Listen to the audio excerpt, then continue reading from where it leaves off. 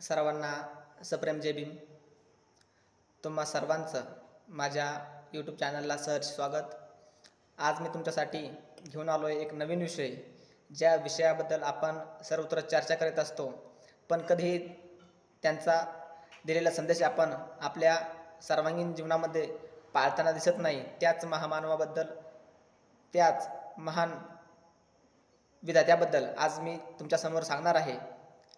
जे महान विधाते होऊन गेले, पण त्यांचे कोणतेही गुण आपण आपल्या सर्वांगीण जीवनामध्ये अंगीकारले नाही, ते महामानव म्हणजे ज्यांची पौर्णिमा वैशाखी पौर्णिमा म्हणून आज आपण मोठ्या उत्साहामध्ये साजरी करतोय. किंवा वैशाखी पौर्णिमाच नव्हे तर पूर्ण वर्षाच्या अवघ्या 12 पौर्णिमासुद्धा आपण कशा साजऱ्या करायला हवे आणि आजच्या वैशाखी पौर्णिमेचं महत्त्व काय, हे मी आज या व्हिडिओच्या माध्यमातून तुमच्यापर्यंत पोहोचवण्याचा एक साधा सरळ प्रयत्न करीत आहे. कृपया प्रत्येकाने व्हिडिओ शेवटपर्यंत बघावा. आज वैशाखी पौर्णिमा, पण वैशाखी पौर्णिमेचे नेमके महत्त्व काय, आजच्या दिवशी नेमके काय झाले म्हणून आपण मोठ्या उत्साहामध्ये वैशाखी पौर्णिमा साजरी करायला हवी. ज्याप्रमाणे आपण महामानव डॉक्टर बाबासाहेब आंबेडकर यांची जयंती 14 एप्रिल ही पूर्ण ढोल ताशांच्या गजरामध्ये, डीजेच्या डॉल्बीमध्ये गाऊन नाचून आनंदात साजरी करतो, त्याचप्रमाणे आजसुद्धा आपण वैशाखी पौर्णिमेचे औचित्य साधून तथागत बुद्धांना अभिवादन करण्यासाठी वैशाखी पौर्णिमेचा हा दिवस खूप अलौकिक आहे. ज्या दिवशी तथागत सिद्धार्थ गौतम बुद्धांचा जन्म झाला आणि त्याच दिवशी म्हणजे वैशाखी पौर्णिमेलाच त्यांना ज्ञानप्राप्तीसुद्धा झाली आणि त्याच दिवशी त्यांचं महापरिनिर्वाणसुद्धा झालेलं आहे. म्हणून या वैशाखी पौर्णिमेचा दिवस, हा जो दिवस आहे, हा आपण कसा साजरा करतो आणि त्या पाठीमागील जे कारण आहेत ते आपण या व्हिडिओच्या माध्यमातून समजावून घेणार आहोत.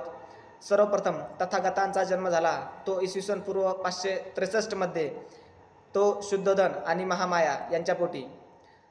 सर्वप्रथम बुद्ध म्हणजे कोण हे आपल्याला समजावून घ्यायला हवे, किंवा बुद्धांनी सांगितलेल्या मार्गावरून आपण चालतोय का हे आपण बघायला हवे. भगवान बुद्ध हे क्षत्रिय कुळातले, शाक्य कुळाचे जे राजा होते, शुद्धोधन यांचा मुलगा होता. पण आपण बघितलं की बुद्धांनी जे सामाजिक जीवन किंवा वैवाहिक जीवन होतं, त्यानंतर त्यांनी का केला आणि त्या ग्रहत्यागानंतर त्यांनी अखिल विश्वाला शांतीचा संदेश का दिला. कारण आपण प्रत्येक वेळेस म्हणत असतो की अखिल विश्वाला शांतीचा आणि समानतेचा संदेश देणारे महाकारुणिक तथागत सिद्धार्थ गौतम बुद्ध, पण त्यांनी शांतीचा सिद्धांत आपल्याला कशा प्रकारे दिला आहे ते आपण समजावून घेऊ. तथागत यांनी ज्यावेळेस ग्रहत्याग केला तर तो का केला, आपल्याला विविध कारणं सांगण्यात येतात. की त्यांनी बाहेर 4 कृत्य बघितली, एक मृत व्यक्ती होता, एक अपंग म्हणजे एक दुःखी व्यक्ती होता, असे त्यांनी चित्र बघितले. पण हा त्या पाठीमागचा उद्देश नव्हता किंवा हे त्याचं मुख्य कारण नव्हतं. तर त्याचं मुख्य कारण होतं ज्या नदीच्या पाण्याबद्दल ज्या लोकांमध्ये भांडणं झाली, त्या भांडणाचा उद्देश असा होता की बुद्धांनी कुणाच्याही मार्गाने किंवा कुणाच्याही बाजूने उभे न राहता आपण अलिप्त राहावे आणि याच्यातून काहीतरी एक चांगला समाजाला आणि त्या दोन्ही पार्टीच्या लोकांना झाला पाहिजे, ह्या उद्देशाने त्यांनी ग्रहत्याग केला. आणि ही महत्त्वाची गोष्ट आपण विविध कारणाने लपवून ठेवतो, हीच मोठी खेदनाजनक बाब आहेत. तसेच असं आपण म्हणतो की माय मारावी आणि मावशी उरावी, ह्या म्हणीचा अर्थसुद्धा थेट बुद्धांच्या तथागतांशी येतो. कारण त्यांची ज्यावेळेस जन्म झाला त्यावेळेस त्यांची आई ही अवघ्या 7 दिवसानंतर महापरिनिर्वाण त्यांचं झालं आणि त्यानंतर त्यांच्या ज्या मावशी होत्या त्यांनी त्यांचा सांभाळ केला.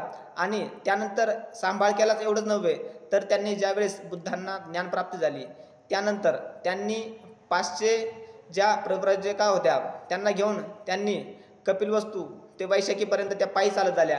आणि हा खरा सर्वात लॉंग मार्च होता असं मला या ठिकाणी म्हणावं वाटतं.